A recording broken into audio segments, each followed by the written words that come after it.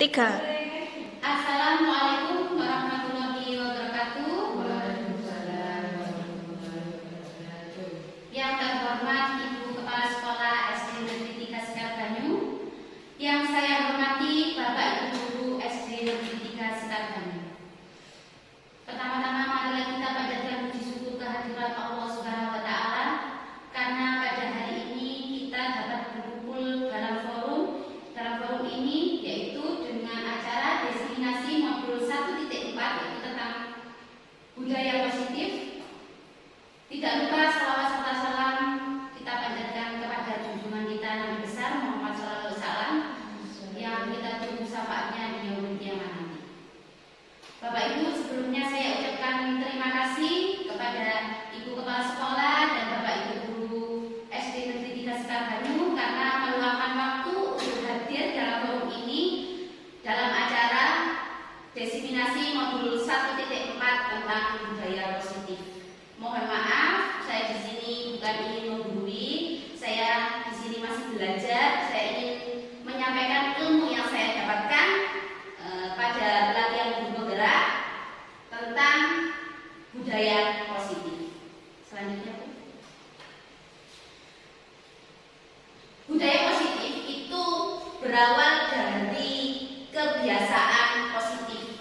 Mungkin kalau di sekolah kita sudah sering kita ajarkan ke anak-anak pada hari Jumat, misalkan kita senam bersama, kemudian pada hari Senin melaksanakan upacara bendera, hari sebelum masuk ke kelas berdoa sebelum pembelajaran, itu merupakan kebiasaan positif. Kebiasaan positif tersebut lama-kelamaan akan menjadi sebuah budaya, yaitu budaya yang positif. Di sini suasana positif sangat diperlukan dalam mendukung pembelajaran yang kondusif. Karena dengan suasana yang positif, murid dan guru akan menemukan suatu kondisi pembelajaran yang menyenangkan, sehingga proses pembelajaran dapat berjalan tanpa adanya suatu beban, tetapi menjadi suatu kebutuhan. Suasana positif juga akan membantu menggerakkan moral yang positif bagi murid, sehingga karakter murid tidak hanya terbentuk dari akademiknya saja atau intelektualnya saja, tetapi juga dari lingkungan yang ada di sekitar mereka. Budaya positif adalah nilai-nilai keyakinan dan kebiasaan-kebiasaan di sekolah yang berpihak pada murid agar murid dapat berkembang menjadi pribadi yang mandiri, kritis, penuh hormat, dan bertanggung jawab. Bapak Ibu, budaya positif ini mempunyai tujuan, yaitu dengan menanamkan motivasi yang ketiga pada murid-murid kita, yaitu menjadi orang yang mereka inginkan dan menghargai diri sendiri dari nilai-nilai yang mereka percaya. Nilai-nilai kebajikan itu bersifat positif. Manusia merupakan tujuan mulia yang ingin dicapai oleh setiap individu. Selanjutnya, dalam budaya positif, di sini ada konsep-konsep intinya. Di sini ada 7 konsep inti. Yang pertama yaitu perubahan paradigma belajar. Kedua, disiplin positif dan nilai-nilai kebajikan universal. Kemudian ada kebutuhan dasar manusia, motivasi perilaku manusia, kemudian posisi kontrol guru, keyakinan kelas, dan segitiga restitusi. Selanjutnya, kita mulai dari yang pertama, yaitu perubahan paradigma belajar. Pendidikan harus menuntun setiap kodrat yang dimiliki murid, yang harus dikembangkan untuk mencapai keselamatan dan kebahagiaan yang setinggi-tingginya. Kurikulum Merdeka mengarahkan agar pembelajaran berpihak pada murid, yang artinya guru harus bisa menciptakan lingkungan belajar yang bisa mengakomodasi berbagai kebutuhan murid. Pembelajaran dengan paradigma baru merupakan pembelajaran yang berdiferensiasi, sehingga para peserta didik belajar sesuai dengan kebutuhannya. Berdasarkan tahap perkembangannya untuk mewujudkan yaitu proses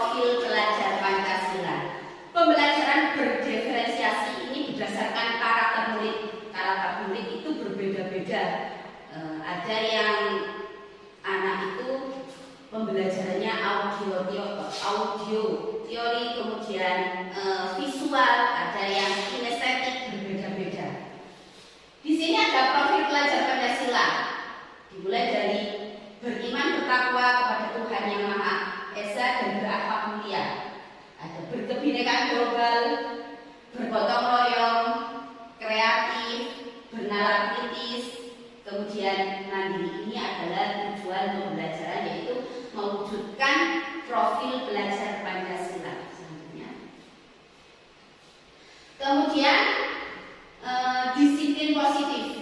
Disiplin positif merupakan suatu cara penerapan disiplin tanpa adanya kekerasan, tanpa adanya ancaman, yang dalam praktiknya melibatkan komunikasi yang efektif antara guru dan murid.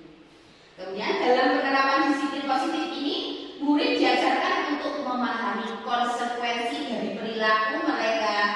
Selain itu, disiplin positif juga mengajarkan murid itu dapat bertanggung jawab serta rasa hormat dalam berinteraksi dengan lingkungannya. Disiplin positif yaitu menjadikan disiplin positif merupakan salah satu cara penerapan disiplin yang bertujuan untuk menumbuhkan kesadaran serta memberdayakan murid untuk melakukan sesuatu tanpa adanya sokokan, tanpa adanya ancaman maupun hukuman. Hasil disiplin positif, yaitu hasil dari penerapan disiplin positif adalah nilai-nilai kebajikan.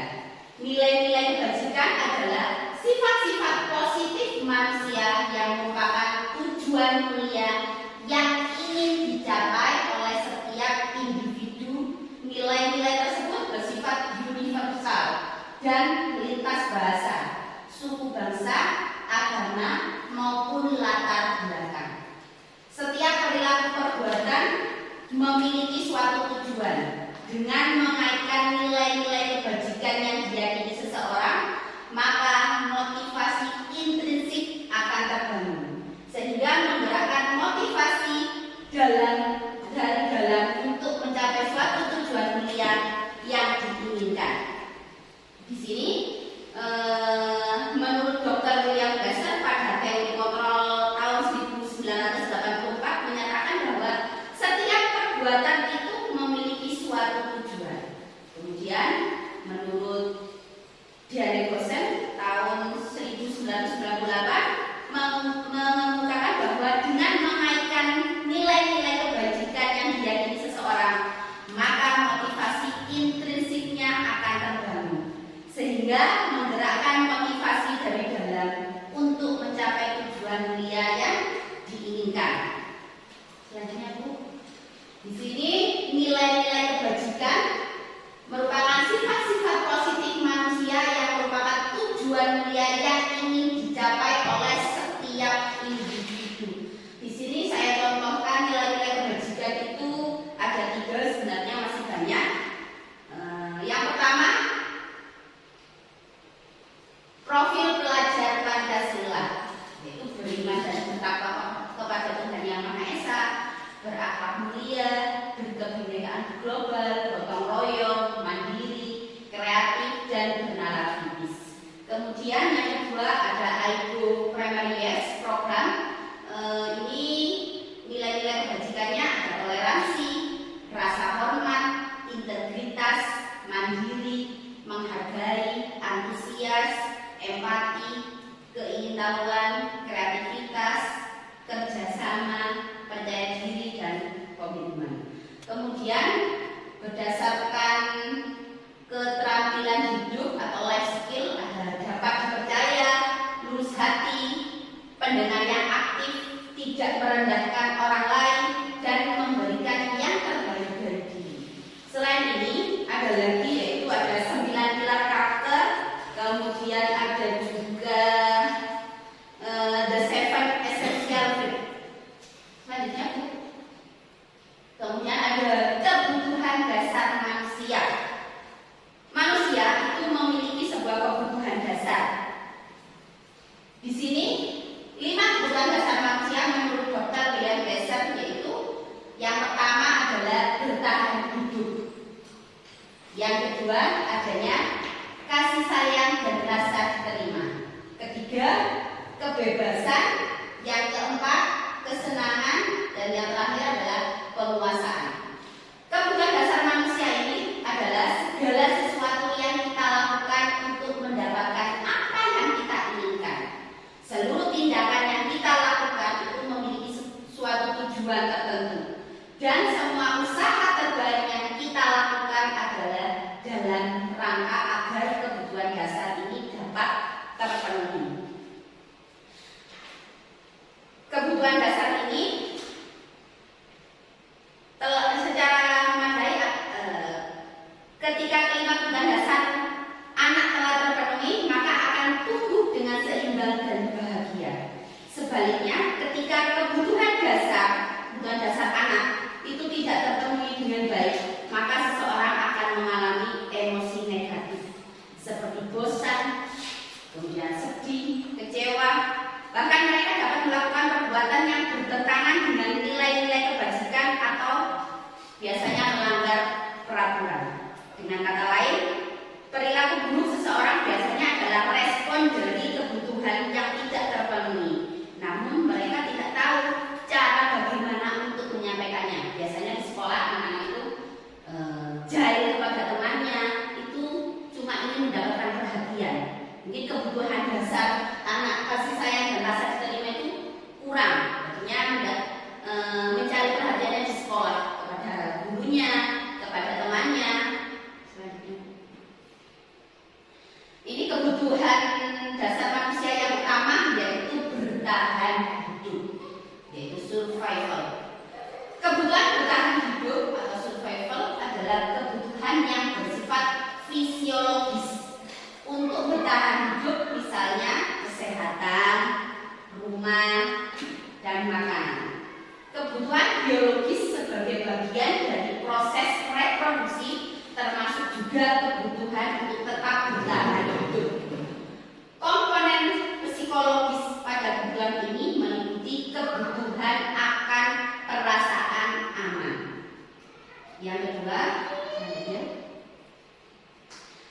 kasih sayang dan rasa diterima, love and loving. Kebutuhan untuk disayangi dan diterima meliputi kebutuhan akan hubungan dan koneksi sosial. Kebutuhan untuk memberi dan menerima kasih sayang, dan kebutuhan untuk merasa menjadi bagian dari suatu kelompok. Kebutuhan ini juga meliputi keinginan anak untuk terhubung dengan orang lain, seperti membutuhkan teman, keluarga, pasangan hidup, teman kerja, binatang peliharaan, dan kelompok di mana kita tergabung. Selanjutnya, yang ketiga yaitu penguasaan atau power. Kebutuhan ini berhubungan dengan kekuatan untuk mencapai sesuatu, menjadi kompeten, menjadi terampil, diakui atas prestasi dan keterampilan kita, didengarkan dan memiliki rasa harga diri. Kebutuhan ini meliputi keinginan untuk dianggap berharga, bisa membuat perbedaan, bisa membuat pencapaian kompeten, diakui, dihormati. Ini meliputi self-esteem dan keinginan untuk meninggalkan pengaruh. Selanjutnya yang keempat, kebutuhan dasar yang keempat yaitu kebebasan atau freedom. Kebutuhan untuk bebas adalah kebutuhan akan kemandirian, otonomi, memiliki pilihan, dan mampu mengendalikan arah hidup seseorang.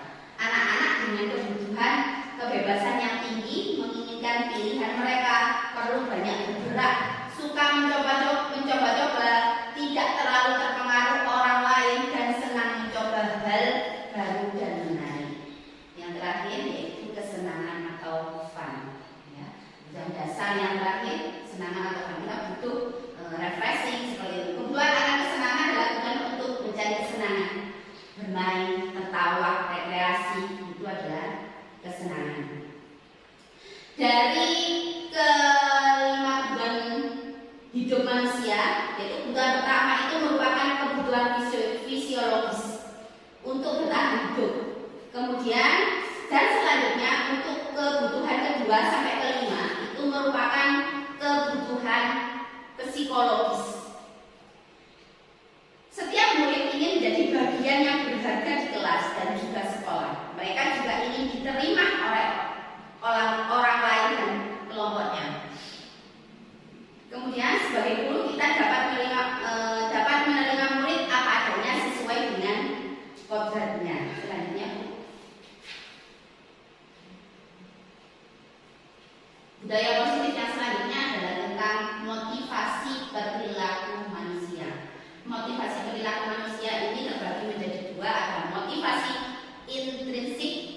ada motivasi ekstrinsik. Kalau ekstrinsik itu berasal dari luar, kemudian kalau motivasi intrinsik itu berasal dari dalam diri murid itu sendiri. Di sini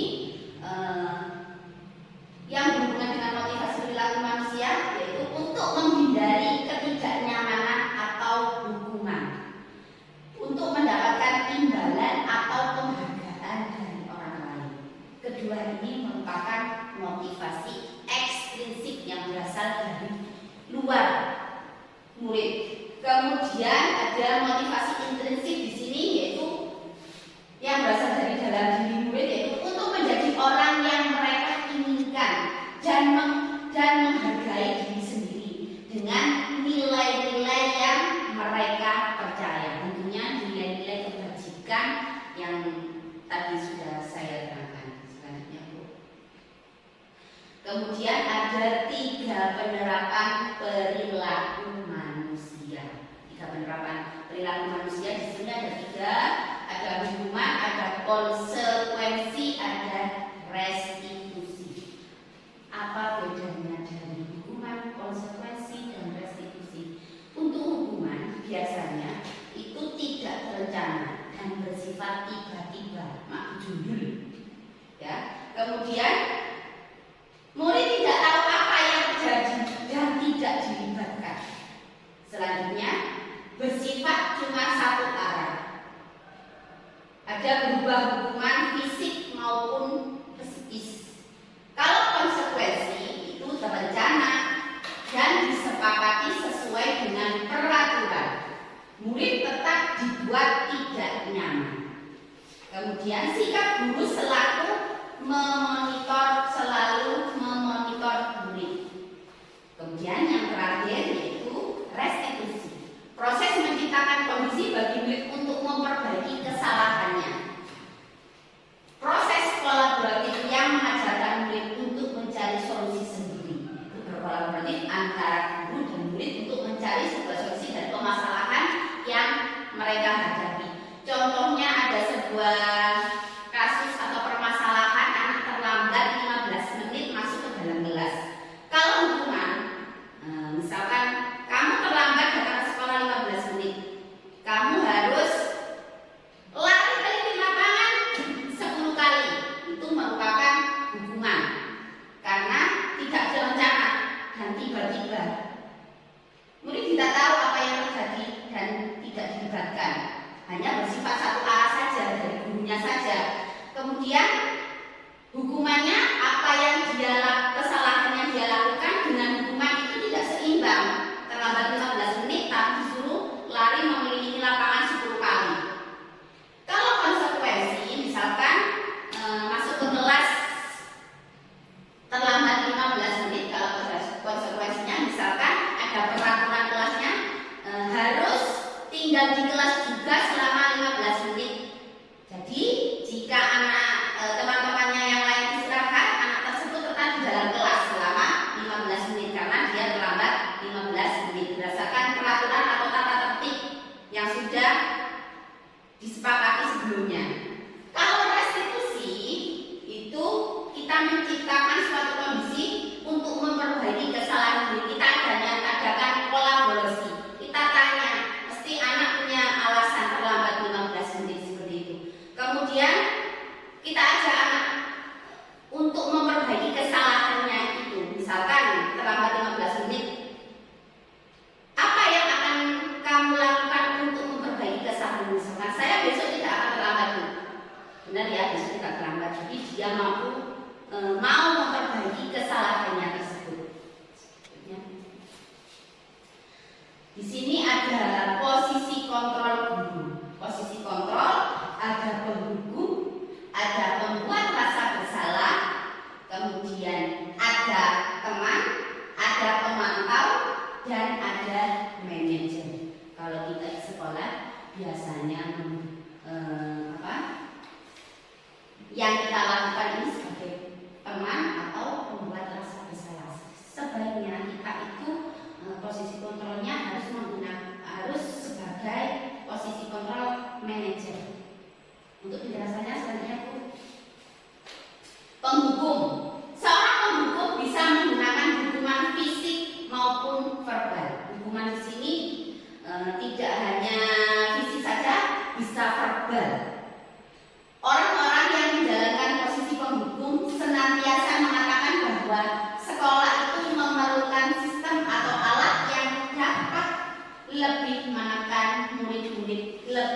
jalan lagi.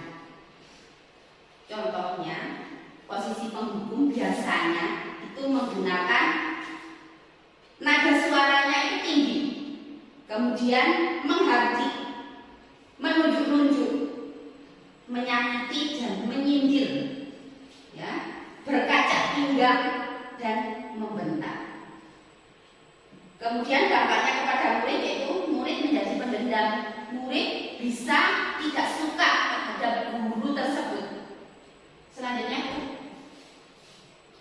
untuk posisi kontrol yang kedua yaitu pembuat rasa bersalah.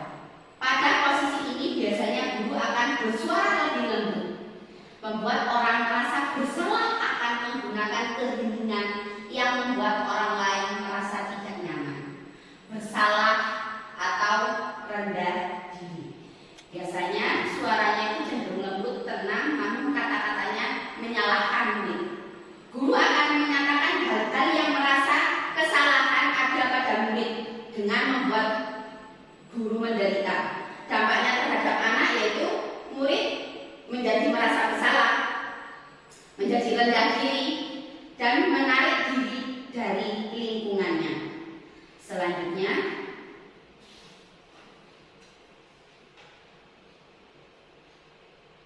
yang kedua yaitu yang ketiga, posisi teman. Guru pada posisi ini tidak akan menyakiti murid, namun akan tetap berupaya mengontrol murid melalui persuasi. Posisi teman pada guru bisa negatif ataupun positif. Positif di sini berupa hubungan baik yang terjalin antara guru dan murid. Guru di posisi teman menggunakan hubungan yang baik dan humor untuk mempengaruhi seseorang. Biasanya suara guru itu akan ramah, cenderung bersenda gurau, guyon untuk menghangatkan suasana. Apa dampak terhadap murid? Dampaknya yaitu murid akan bergantung kepada satu orang saja, kepada guru tersebut saja. Kemudian murid tidak mandiri dan tidak berpikir untuk menjadi dirinya sendiri. Kemudian posisi kontrol yang keempat selanjutnya yaitu pemantau. Memonitor berarti mengawasi. Pada saat kita mengawasi, kita bertanggung jawab atas perilaku orang-orang yang kita awasi. Posisi pemantau ini yaitu berdasarkan pada peraturan-peraturan dan konsekuensi dengan menggunakan sanksi atau konsekuensi. Kita dapat memisahkan hubungan pribadi kita dengan murid sebagai seorang yang menjalankan posisi pemantau. Pada posisi pemantau atau monitor, seorang pemantau akan bersuara datar, tidak emosional, tidak bersenda gurau, ataupun menggunakan suara yang tinggi. Tercipta identitas diri positif atau berhasil. Pemantau perlu senantiasa memantau pada saat murid diberikan sanksi atau guru harus selalu mengawasi. Dampak terhadap anak yaitu murid akan menghitung konsekuensi dan hadiah tanpa memahami sepenuhnya nilai kebajikan yang dituju. Kemudian dampak yang kedua, tidak sepenuhnya dapat mandiri. Untuk posisi kontrol yang terakhir yaitu posisi manajer. Inilah posisi kontrol yang diharapkan dapat kita jalankan dalam menangani sebuah masalah. Manajer adalah posisi mentor di mana guru berbuat sesuatu bersama dengan murid, mempersilahkan murid mempertanggungjawabkan perilakunya, mendukung murid agar dapat menemukan solusi atas permasalahannya sendiri.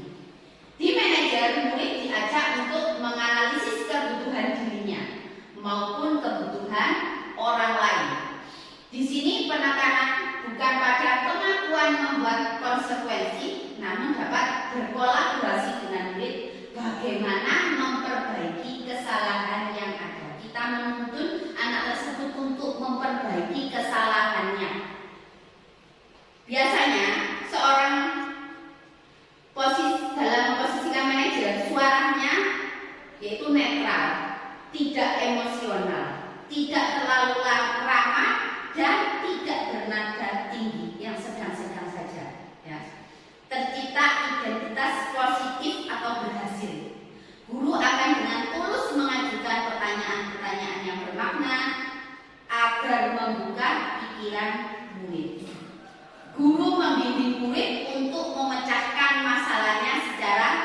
mandiri. Dampaknya terhadap anak yaitu murid menjadi mandiri, murid menjadi percaya diri dan dapat memecahkan masalahnya sendiri.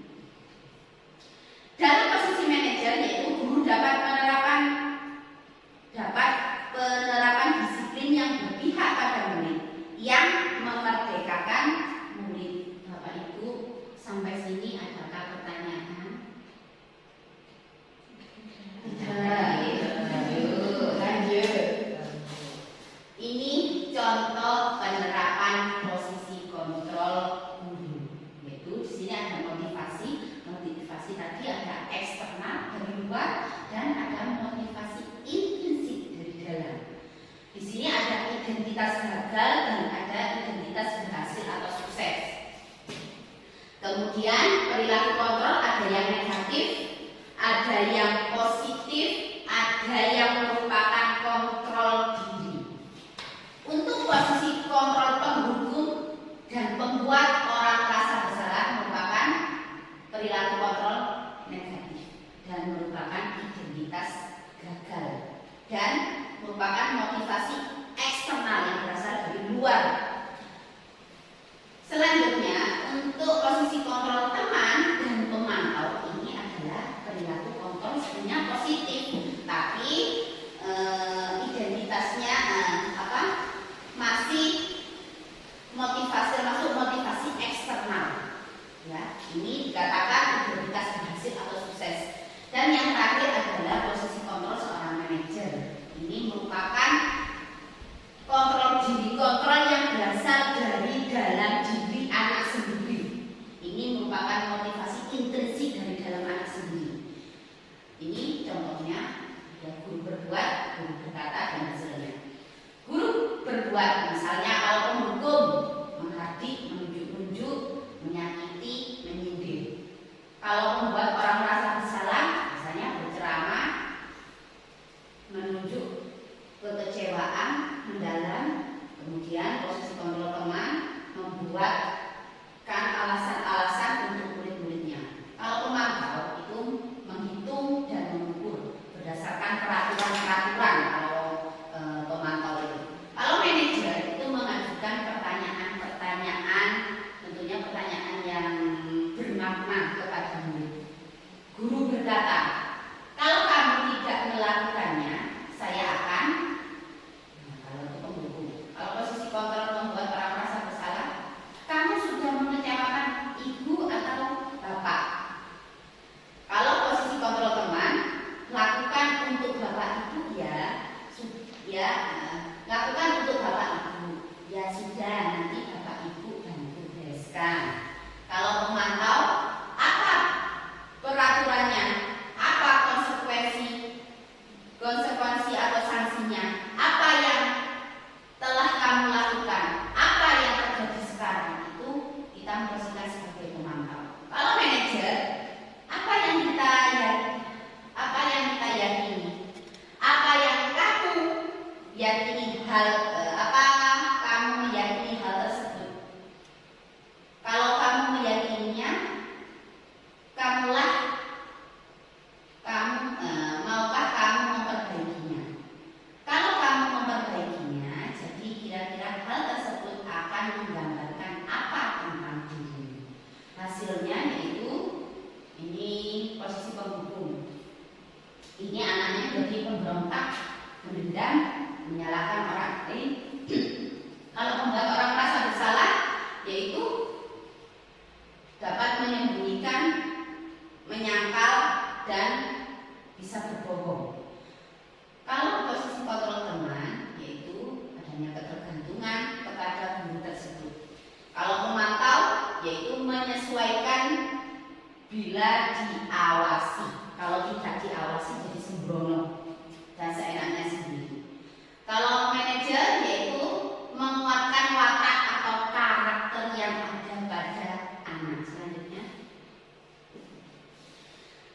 murid berkata, kalau posisi penghukum saya tidak peduli.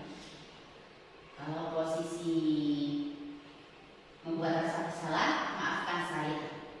Posisi teman, saya pikir bapak atau ibu teman saya. Kemudian kalau posisi manajer, saya akan dapat berapa bintang kalau melakukan hal tersebut. Berarti mendapatkan imbalan, ini mendapatkan imbalan. Jika sudah melakukan hal tersebut, saya akan mendapatkan apa? Kemudian kalau posisi manajer, bagaimana caranya agar saya bisa memperbaiki keadaan ini? Saya akan memperbaiki masalah ini dengan apa misalkan seperti itu. Dampak pada murid, kalau posisi penghukum itu mengulangi kesalahannya pasti berulang-ulang kali, pasti kesalahannya akan diulang-ulangi lagi. Perilaku menjadi agresif. Kemudian kalau pembuat rasa bersalah menjadi rendah diri, merasa gagal dan tidak berharga, menjadi anak yang minder. Kemudian kalau posisi teman, tergantung, tidak mandiri dan tidak bisa memutuskan, jadi tergantung kepada gurunya tersebut. Kalau posisi manajer, yaitu menitik beratkan pada dampak pada diri sendiri, mendapatkan hadiah atau mendapatkan hukuman. Yang terakhir yaitu sebagai posisi manajer itu mengevaluasi diri, bagaimana menjadi diri yang lebih baik. Kaitannya dengan dunia berkualitas. Kalau sebagai penghukum itu murid itu meletakkan guru di luar dunianya berkualitas. Kalau posisi merasa bersalah, murid meletakkan guru di dalam dunia berkualitas. Kalau posisi teman, murid meletakkan guru sebagai orang penting dalam dunia berkualitas karena dapat menolongnya tadi. Kalau posisi pemantau, murid meletakkan guru peraturan di dunia berkualitas karena berdasarkan peraturan tadi. Kalau manajer, murid meletakkan dirinya sebagai individu yang positif dalam dunia yang berkualitas. Selanjutnya Bu, Bapak Ibu cek ngantuk ya. Ini ada sebuah video tentang 5 posisi kontrol suatu anak yang terlambat datang ke sekolah. Ibu dan Bapak Guru hebat dalam penerapan disiplin positif restitusi. Salah satu program yang dikembangkan adalah 5 posisi kontrol. 5 posisi kontrol dalam restitusi adalah proses perjalanan seorang pendidik agar dapat mengenali dirinya. Pada video kali ini, kita akan membahas tentang 5 posisi kontrol yang dikembangkan oleh Dian Dosen dan contoh penerapannya.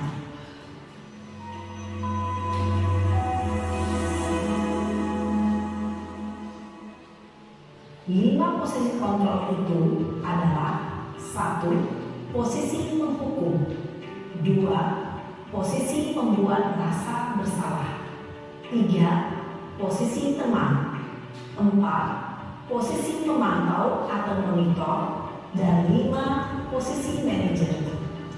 Untuk lebih memahami kelima posisi tersebut, mari kita saksikan kasus Naren yang terlambat hadir 20 menit di sekolah dan melihat bagaimana kelima posisi kontrol dalam menghadapi masalah tersebut.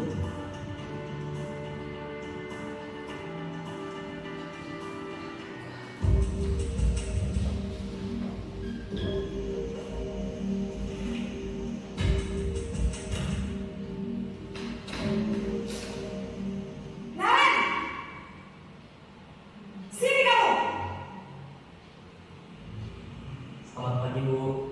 Selalu terlambat. Kamu deh pasti terlambat. Maaf, Bu. Saya Apa? Apa coba? Alasan kamu apa lagi? Kapan sih kamu tidak terlambat? Malas sekali ya kamu jadi anak. saya Dasar pemalas. Gak kapok-kapok sih kamu. Sudah berapa kali terlambat? Sana, kamu keliling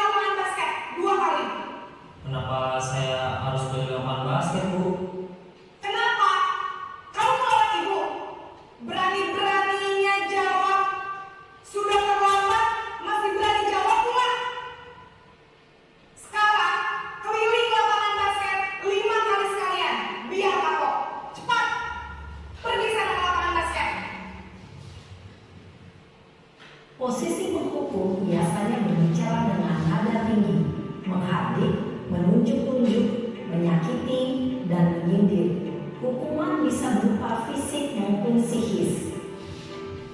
Ibu dan bapak guru hebat. Dampak yang terjadi pada murid ketika guru berada pada posisi pemukul adalah murid cenderung akan memberontak, bahkan menyimpan dendam.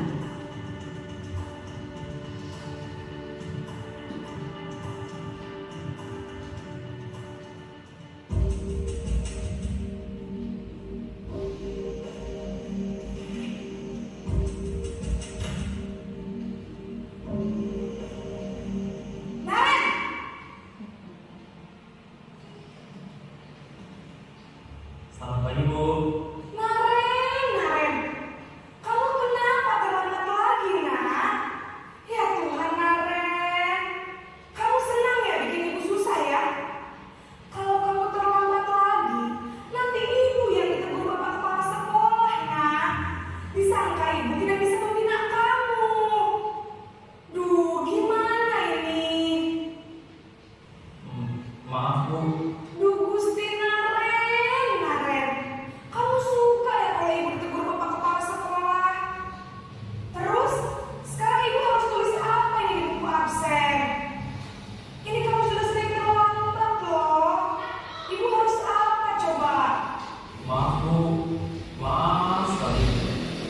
Ya sudah, lain kali jangan bikin ibu susah lagi ya, nak ya. Ibu tidak akan lupa lagi kalau kamu begini terus. Bisa jantungan kalau ibu ditegur bapak kepala sekolah. Sana cepat ke kelas. Maaf ya, Bu. Maaf sekali. Posisi membuat rasa bersalah berbicara dengan nada tenang, cenderung lembut. Namun kata-kata yang diutarakan membuat murid merasa menjadi orang yang gagal, memandang buruk dirinya sendiri, merasa tidak berharga, dan tidak sanggup membahagiakan orang lain. Ketika guru mengambil posisi pembuat rasa bersalah, murid akan menganggap dirinya yang bersalah dan ia akan menyimpan emosi negatif tersebut di dalam dirinya.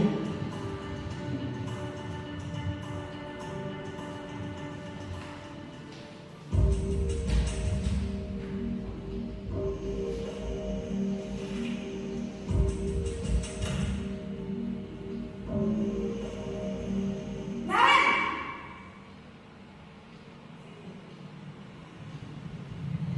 Selamat pagi, Bu. wah, sudah jam berapa ini, nak? Terlambat lagi ya, sayang. Iya, Bu. Habis ibu saya lupa bangunkan saya, Bu. Kamu malah menyalahkan ibu kamu. Kamu bukannya anak yang larinya paling kencang. Kok terlambat sih? Iya, Bu. Saya memang terlambat bangun tadi. Jadi, biarpun saya lari kencang, tetap gak kekejar, Bu. Ya sudah sana, nanti lain kali larinya lebih kencang lagi ya. Biar gak terlambat lagi. Bikin senang ibu, demi ibu. Bisa kan? Bisa, Bu. Ya sudah sana masuk kelas. Ibu beresin urusan absen kamu. Kamu ini ada-ada saja. Dalam posisi teman, guru berbicara dengan nada suara ramah, akrab, cenderung bersenda gurau untuk menjaga suasana tetap santai. Murid akan merasa senang, aman, dan akrab dengan guru. Identitas yang tercipta adalah identitas sukses atau berhasil. Namun, perlu diingat, karena ini masih dorongan eksternal, maka ada faktor ketergantungan dari murid kepada orang tertentu. Di sini guru absennya, sehingga di lain waktu murid bisa berperilaku baik, namun hanya kepada orang-orang tertentu saja.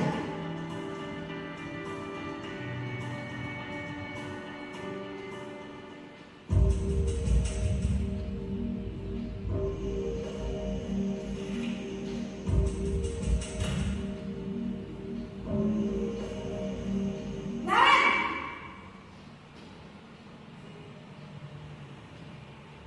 Selamat pagi, Bu. Naren, apa peraturan sekolah kita tentang jam berapa kita harus masuk sekolah, nak?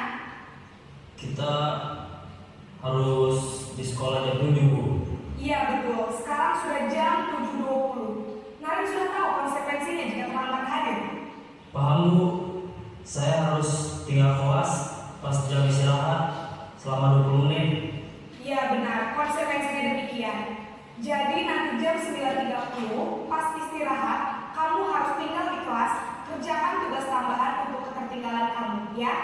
Baik, Bu.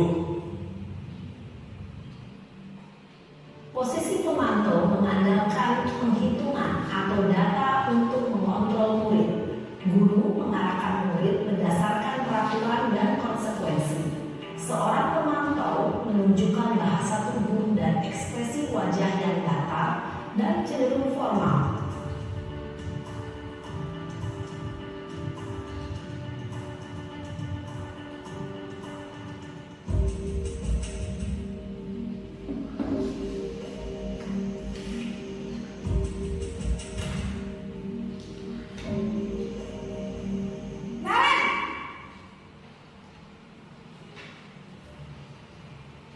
Selamat pagi, Bu.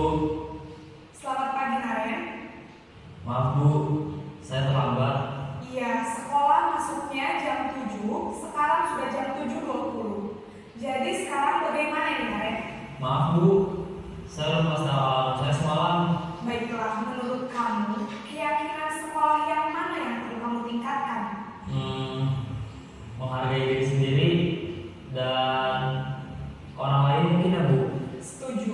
Jadi, apakah Naren meyakini prinsip saling menghormati tersebut? Iya, Bu. Saya meyakininya. Apakah Naren bersedia memperbaiki masalah keterlambatan ini? Bersedia, Bu. Bagaimana kamu akan memperbaiki masalah keterlambatan ini? Saya akan coba untuk tidak lupa menyetel alarm saya, Bu.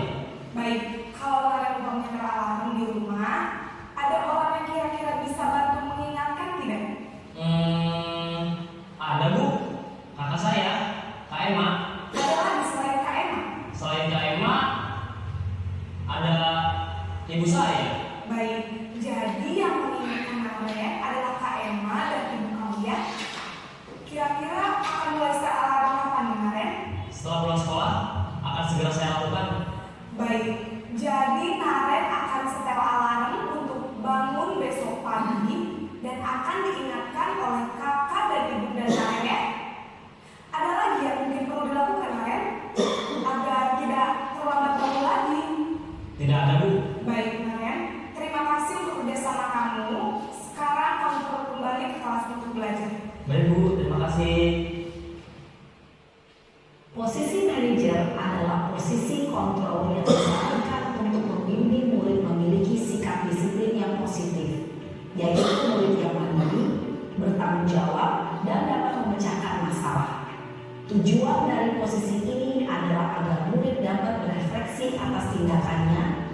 Guru akan dengan tulus memberikan pertanyaan-pertanyaan bermakna, sehingga membuat murid dapat belajar dari kesalahannya dan mencari sebuah solusi untuk menyelesaikannya. Ibu dan bapak guru hebat, setelah mengamati adegan kelima posisi kontrol tadi, kira-kira posisi mana yang paling ideal? Posisi mana yang dapat menunjang motivasi intrinsik murid? Ya, tentu posisi manajer. Posisi ini memang posisi ideal yang ingin dituju setiap pendidik. Pada posisi inilah, guru dapat menerapkan disiplin positif yang berpihak pada murid, yang memerdekakan murid. Perjalanan seorang pendidik tentunya tidak mudah untuk sampai pada posisi seorang manajer. Namun, tujuan kita pasti, yaitu menciptakan murid-murid yang mandiri, merdeka, dan bertanggung jawab. Semoga penggambaran 5 posisi kontrol yang telah diperlihatkan ini dapat menjadi ajang refleksi bagi kita semua, agar dapat terus mengasah dan menerapkan disiplin positif yang memerdekakan murid. Mari terus berlatih dan bersemangat. Selamat menerapkan. Salam dan bahagia Ibu dan Bapak Guru hebat.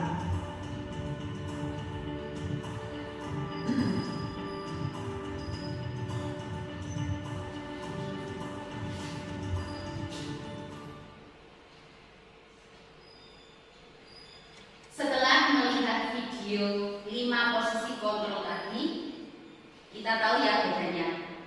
Posisi kontrol seorang penghukum, pembuat rasa bersalah, teman, manajer atau monitor, dan yang terakhir adalah posisi manajer. Jadi kalau sekarang ada anak melakukan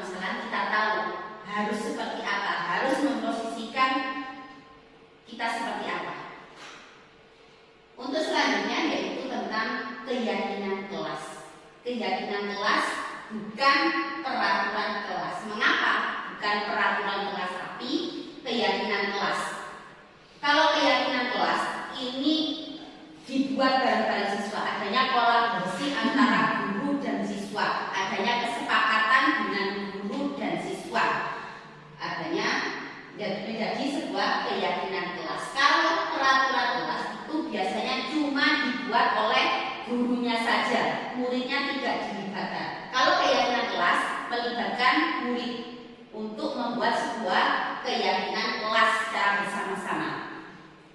Menurut dosen, yaitu tahun 1998, suatu keyakinan akan lebih memotivasi seseorang dari dalam atau memotivasi secara intrinsik. Seseorang akan lebih tergerak dan bersemangat untuk menjalankan keyakinannya daripada hanya sekedar mengikuti serangkaian peraturan. Sebelum saya jelaskan tentang pembentukan keyakinan kelas itu bersifat lebih abstrak daripada peraturan kelas yang lebih rinci dan konkret. Keyakinan kelas itu berupa pernyataan-pernyataan yang bersifat universal. Pernyataan keyakinan kelas senantiasa dibuat dalam bentuk yang positif. Keyakinan kelas sebaiknya sesuatu yang dapat diterapkan di lingkungan tersebut. Keyakinan kelas hendaknya tidak terlalu banyak sehingga mudah diingat dan dipahami oleh semua warga kelas. Semua warga kelas hendaknya ikut berkontribusi dalam pembuatan keyakinan kelas lewat kegiatan curah pendapat, yaitu bersedia meninjau kembali keyakinan kelas dari waktu ke waktu. Misalkan kita membuat keyakinan kelas 5 keyakinan kelas untuk semester pertama, mungkin untuk semester kedua perlu ditinjau lagi atau ditambahi atau dikurangi seperti itu. Di sini ada pembentukan keyakinan kelas itu dengan menggunakan pernyataan-pernyataan yang universal. Dibuat dalam bentuk positif, tidak terlalu banyak sehingga mudah diingat dan dipahami oleh semua warga kelas. Dapat diterapkan di lingkungan tersebut.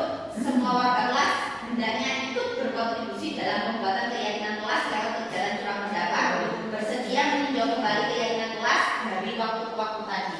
Selanjutnya, contoh keyakinan kelas. Keyakinan kelas ini biasanya dibuat dalam kalimat yang positif, yaitu tidak terlalu banyak. Biasanya 3-7 keyakinan kelas. Misalnya ini contoh keyakinan kelas yang pertama, tidak terlambat masuk sekolah, bertanggung jawab mengerjakan tugas piket, bersikap jujur, bersikap tenang saat pelajaran berlangsung, bersikap sopan dan menghormati guru, saling tolong menolong, hidup rukun dengan teman, bersikap toleransi dan tanpa diskriminasi kepada semua teman. Kalimatnya tidak terlalu panjang agar mudah dipahami dan dimengerti oleh anak-anak. Biasanya keyakinan kelas itu selesai dibuat, semua warga kelas dipersilakan untuk meninjau ulang, kemudian menyetujuinya biasanya atau ditandatangani bersama. Kemudian keyakinan kelas sekolah itu diletakkan di dinding yang mudah dilihat oleh semua warga kelas. Contohnya di kelas 3 ada keyakinan kelas di depan. Itu biasanya anak masuk ke kelas bisa dilihat apa saja keyakinan kelas yang sudah disepakati bersama. Selanjutnya, yang terakhir, budaya positif yang terakhir adalah segitiga restitusi. Segitiga restitusi di sini ada bentuk segitiga, yaitu untuk yang pertama yaitu menstabilkan identitas, kedua validasi tindakan yang salah, yang ketiga yaitu menanyakan keyakinan. Dalam penerapan segitiga restitusi, kita harus memposisikan diri sebagai seorang manajer, posisi seorang manajer.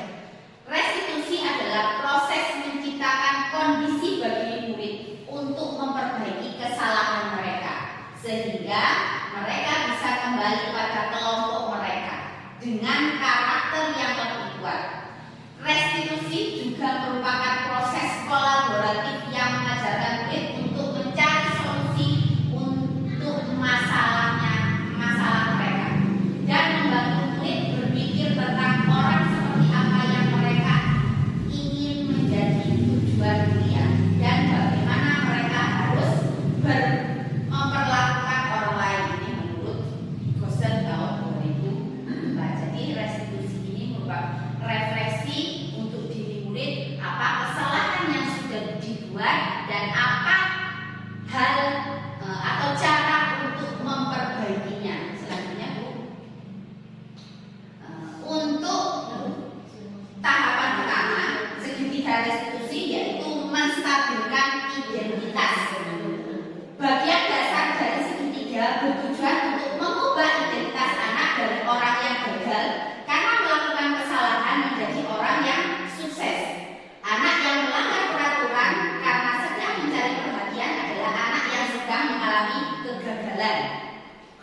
dia mencoba untuk memenuhi kebutuhan dasarnya, namun ada benturan. Kalau kita mengkritik dia, maka kita akan tetap membuatnya dalam posisi gagal. Kalau kita ingin dia menjadi reflektif, maka kita harus meyakinkan si anak.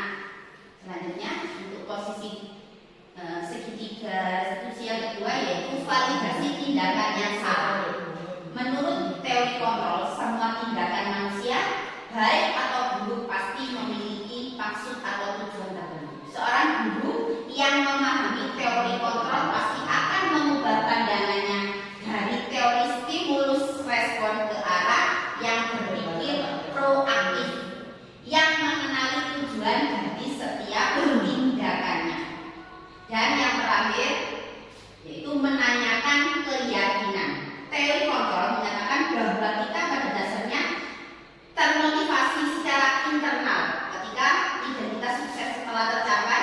Langkah yang pertama dan tingkah laku yang salah telah divalidasi untuk langkah yang kedua, maka anak akan siap untuk dihubungkan dengan nilai-nilai yang dia percaya, nilai-nilai kebajikan yang dia percaya, dan berpindah menjadi orang yang dia inginkan. Dalam penerapan segitiga restitusi, misalkan untuk menstabilkan identitas, kita bisa mengajukan beberapa pertanyaan. Contohnya dengan membuat kesalahan itu sesuatu yang wajar. Manusia tidak ada yang sempurna. Kita dapat memperbaiki permasalahan ini secara bersama-sama, seperti itu. Kemudian untuk langkah kedua yaitu validasi tindakan yang salah, kita dapat mengajukan beberapa pertanyaan. Misalkan, kamu bisa saja bertindak lebih gegabah lagi dari ini. Kemudian ada lagi pertanyaan, kamu bukan melakukannya tanpa alasan. Pasti ada alasan tertentu. Kamu melakukannya karena mempertahankan sesuatu yang penting bagimu. Untuk segitiga restitusi yang ketiga yaitu menanyakan keyakinan, kita dapat mengajukan beberapa pertanyaan, yaitu sebagai keluarga atau kelas, apa yang kita yakini? Nilai-nilai apa yang telah kita sepakati? Seperti apa gambaran sebuah kelas yang ideal bagi kamu? Kamu ingin menjadi orang seperti apa? Itulah beberapa pertanyaan yang dapat kita ajukan untuk menanyakan keyakinan. Selanjutnya, ini adalah penerapan segitiga restitusi dalam penanganan sebuah masalah.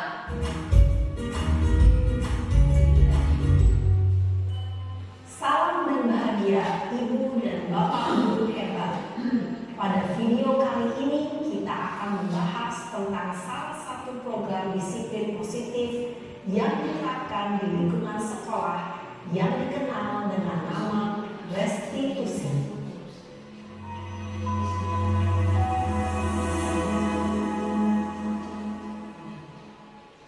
Restitusi dikembangkan oleh pakar pendidikan Diane Gosson, berlandaskan pada teori kontrol Dr. William Blaser. Segitiga restitusi adalah suatu proses dialog yang dijalankan oleh guru atau orang tua agar dapat menghasilkan murid yang mandiri dan bertanggung jawab. Pada saat guru di posisi manajer, aspek yang dikembangkan pada murid adalah motivasi intrinsik, sehingga penanaman nilai-nilai kebajikan dapat tumbuh dan berkembang menjadi suatu kebiasaan positif yang akhirnya membentuk karakter murid. Proses dialog ini terdiri dari 3 langkah yang digambarkan pada ketiga sisi pada segitiga restitusi. Sisi pertama adalah menstabilkan identitas. Sisi yang kedua adalah validasi tindakan yang salah. Dan sisi yang ketiga adalah menanyakan keyakinan. Ibu dan Bapak Guru, berikut ini akan menunjukkan bagaimana seorang guru berada dalam posisi manajer menggunakan penerapan segitiga restitusi.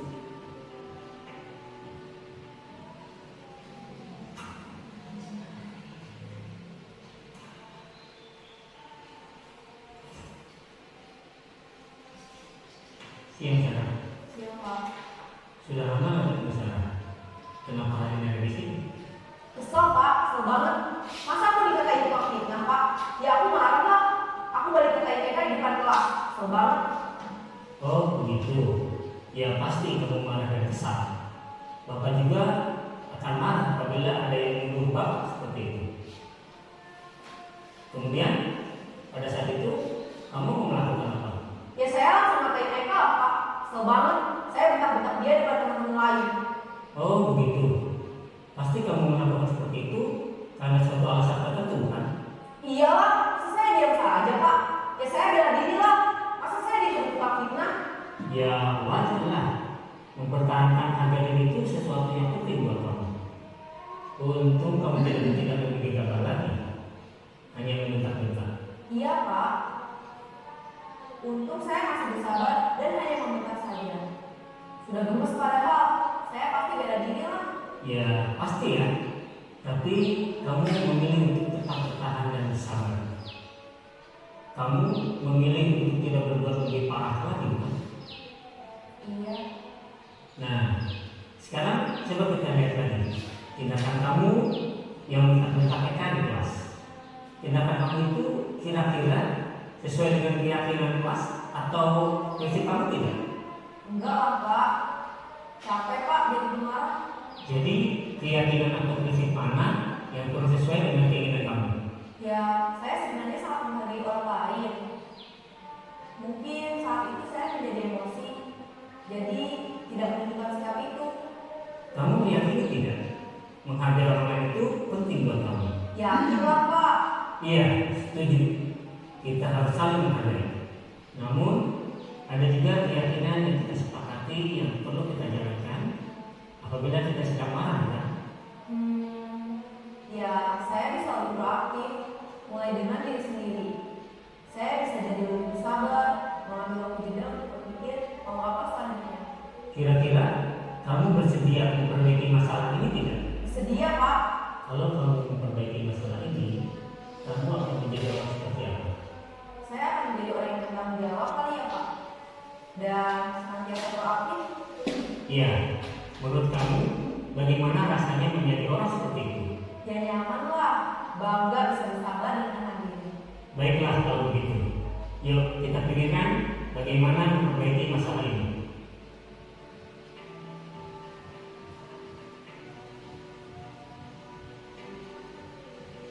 Ibu dan Bapak guru hebat.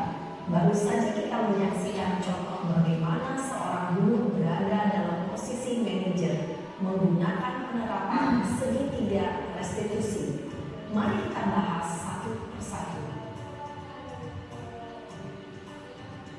Pada sisi pertama, menstabilkan identitas berdasarkan pada prinsip bahwa membuat kesalahan adalah bagian dari proses pembelajaran. Sisi pertama dari segitiga ini berperan menggeser identitas murid dari identitas gagal ke identitas sukses. Murid yang sedang bertingkah laku yang tidak pantas atau menarik diri saat itu sedang mengalami identitas gagal. Bila kita mengkritiknya, maka posisinya tidak akan berubah. Kita bisa mengajukan pernyataan-pernyataan ini. 1. Membuat kesalahan sesuatu yang wajar. 2. Manusia tidak ada yang sempurna. 3. Kita bisa memperbaiki masalah ini. 4. Saya tidak menanyakan kesalahannya. Saya lebih fokus bagaimana memperbaiki masalah ini. 5. Apakah saat ini kamu pernah menjadi orang yang baik untuk dirimu sendiri? Pada sisi kedua, validasi tindakan yang salah berlandaskan pada prinsip bahwa setiap perilaku berupaya memenuhi suatu kebutuhan tertentu. Guru yang telah memahami teori kontrol akan bergeser dari pemikiran stimulus respon menjadi proaktif dan mencoba untuk mengenali tujuan dari perilaku murid, mengenali dan mengakui kebutuhan murid ini dapat memperbaiki hubungan dengan murid tersebut. Pernyataan atau pertanyaan bisa disampaikan dengan nada suara tidak menghakimi atau memojokkan, sehingga dapat mengembalikan murid pada posisi positif. 1. Kamu bisa saja bertindak lebih gegabah lagi dari ini. 2. Kamu bukan melakukannya tanpa suatu alasan tertentu. 3. Kamu melakukannya karena mempertahankan sesuatu yang penting bagimu. 4. Mungkin kamu bisa mempelajari suatu perilaku baru yang lebih efektif. Bersediakah kamu mempelajarinya? Selanjutnya, kita akan simak sisi terakhir, yaitu menanyakan keyakinan. Teori kontrol menyatakan bahwa pada dasarnya kita termotivasi secara intrinsik. Pada saat perilaku yang salah telah divalidasi dan identitas sukses telah stabil, maka murid telah siap menaikkan keyakinan-keyakinannya dengan tindakannya yang salah dan pemikirannya telah bergeser ingin menjadi orang yang dituju. Pertanyaan-pertanyaan ini dapat mengaitkan keyakinan-keyakinan yang diambil murid. 1. Sebagai keluarga atau kelas, apa yang kita yakini? 2. Nilai-nilai apa yang telah kita sepakati? 3. Seperti apa gambaran sebuah kelas yang ideal bagi kamu? 4. Kamu ingin menjadi orang seperti apa?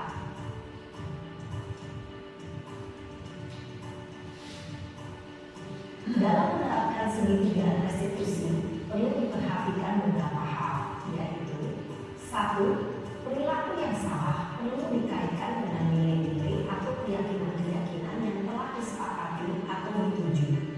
2. Kesediaan orang yang melakukan kesalahan untuk memperbaiki masalah. 3. Pemecahan masalah sebisa mungkin relevan atau memiliki hubungan dengan masalah yang ada. 4. Usaha. Perlu adanya suatu usaha perbaikan dari pihak yang berbuat kesalahan. 5. Waktu.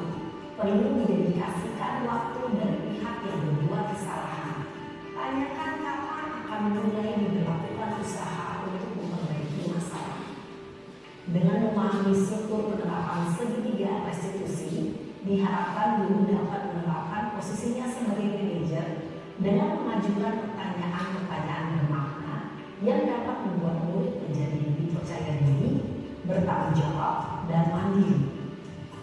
Nah, ibu bapak guru perlu tidaknya mengikuti ketiga tahapan dalam segitiga restitusi bergantung pada ringan beratnya suatu permasalahan. Misalnya, bila permasalahan tersebut ringan, maka tidak perlu dijalankan secara berurutan. Bahkan bisa semudah menanyakan apa keyakinan yang kita sepakati. Dengan menjalankan segitiga restitusi, dengan mengajukan pertanyaan-pertanyaan bermakna, diharapkan murid menjadi lebih kuat secara pribadi, dapat membuka wawasan murid agar dapat menyelesaikan permasalahannya sendiri, semakin percaya diri, mandiri, dan merdeka. Salam dan bahagia, ibu bapak guru hebat.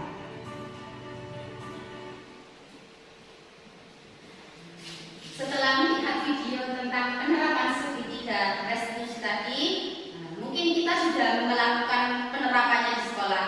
Cuma mungkin satu penerapan saja, misalkan menstabilkan identitas seperti itu. Bapak Ibu, sebelum saya akhiri, adakah pertanyaan? Dengan penerapan segitiga restitusi, ya, dengan memposisikan diri sebagai manajer, membuat anak menjadi percaya diri, membuat anak bertanggung jawab dan mandiri. Sebelum saya akhiri, saya mohon maaf yang sebesar-besarnya